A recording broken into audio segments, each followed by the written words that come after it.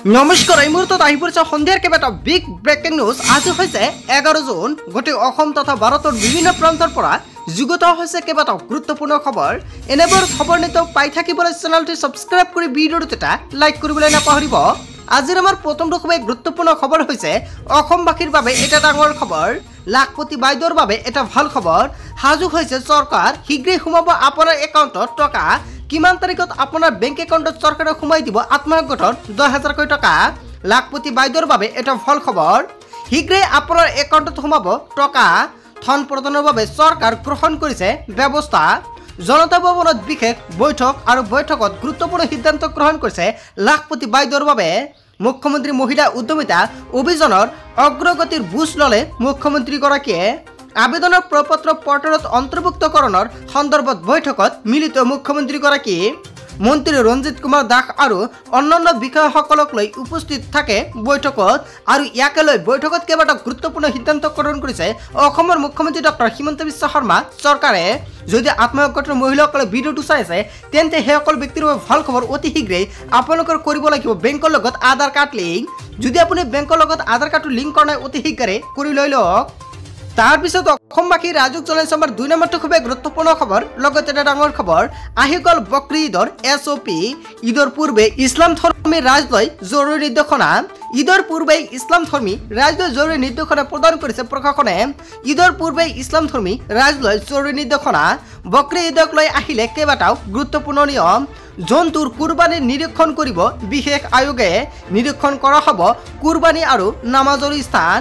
সংখ্যালঘু আয়োগত থাকিব কঠোৰ দৃষ্টি। 70 জনত ৰাস্তাত পঢ়িব নোৱাৰিব নামাজ। পূৰ্বে নিৰ্ধাৰণ কৰা স্থানতহে পঢ়িব পাৰিব নামাজ। উত্তৰ প্ৰদেশ চৰকাৰে জাৰি কৰিছে নিৰ্দেশনা। শান্তি শৃংখলাৰ মাজৰে ঈদ পালনৰ আহ্বান জনাইছে। ঈদৰ পূৰ্বে ইছলাম ধৰ্মী লোকসকলে এটা জৰুৰী নিৰ্দেশনা। তাৰপিছত অসমবাসী ৰাইজক জনাইছে আমাৰ 3 নম্বৰটো খুবেই গুৰুত্বপূৰ্ণ খবৰ। লগতে এটা ডাঙৰ খবৰ যুৱ উদ্যোগীৰ কাষত ৰাজ্য চৰকাৰে শীঘ্ৰেই লাভ কৰিব 1 লাখ টকাৰ কিস্তি। হয়, আপুনি ঠিকেই শুনিছে। আপোনাৰ বেংক একাউণ্টত চৰকাৰে সোমাই দিব 1 লাখ টকাৰ কিস্তি। কেৱল ইয়াই নহয়, আপুনিও লাভ কৰিব পাৰিব 2 লাখ টকাৰ কিস্তি। মুখ্যমন্ত্ৰী আত্মনিৰ্ভৰ আঁচনিৰ আবেদনকাৰীৰ বাবে এটা ভাল খবৰ। ছেপ্টেম্বৰ মাহত 30,000 যুৱ উদ্যোগীয়ে লাভ কৰিব এই ধনৰাশি। প্ৰথম কিস্তি হিচাপে লাভ কৰিব 1 লাখ টকা। মুঠ 2 লাখ টকা লাভ কৰিব যুৱ উদ্যোগীসকলে। শীঘ্ৰেই 2 লাখ টকাৰ প্ৰথম কিস্তিৰ ধন দিয়াৰ বাবে সিদ্ধান্ত গ্ৰহণ কৰিছে ৰাজ্যিক কেবিনেটত। আত্মনিৰ্ভৰ অসম অভিযানৰ অধীনত দিয়া হ'ব 1 লাখ টকা ঘোষণা কৰিছে অসমৰ মুখ্যমন্ত্ৰী ডক্টৰ হিমন্ত বিশ্ব শৰ্মাই। হয়, যদি আপুনি মুখ্যমন্ত্ৰী আত্মনিৰ্ভৰ অভিযান আঁচনিটো আবেদন কৰিছে তেন্তে আপোনাৰ বাবে ভাল খবৰ। মুখ্যমন্ত্ৰী আত্মনিৰ্ভৰ অভিযানৰ আবেদনকাৰীৰ বাবে এটা গুৰুত্বপূৰ্ণ খবৰ। তাৰপিছত অসমবাসী ৰাজুক জনাইছে আমাৰ 4 নম্বৰটো খুবেই গুৰুত্বপূৰ্ণ খবৰ। লগতে এটা ডাঙৰ খবৰ ৰাজ্যৰ বজাৰত শাক পাচলিয়ে কোবালে চেঞ্চুৰী। গ্ৰাহকৰ মাজত হাহাকাৰৰ সৃষ্টি হৈছে। জনতাৰ ওপৰত মূল্য বৃদ্ধিৰ মাথমাৰ।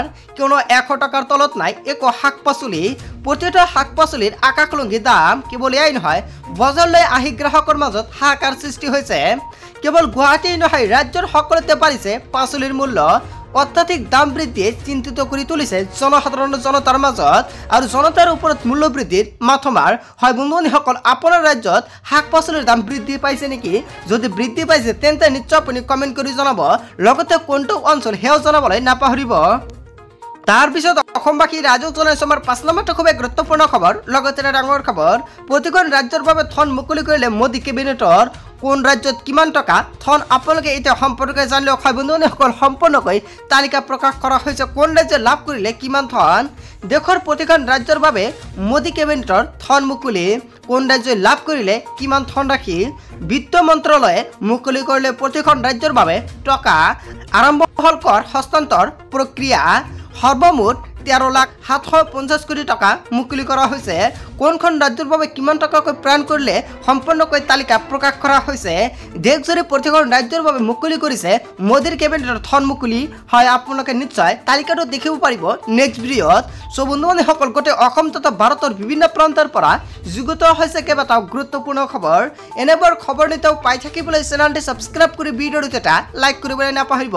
আৰু যদি আপুনি ফেচবুক পেজৰ পৰা চাই আছে নিশ্চয় ফেচবুক পেজটো ফলো কৰি দিব।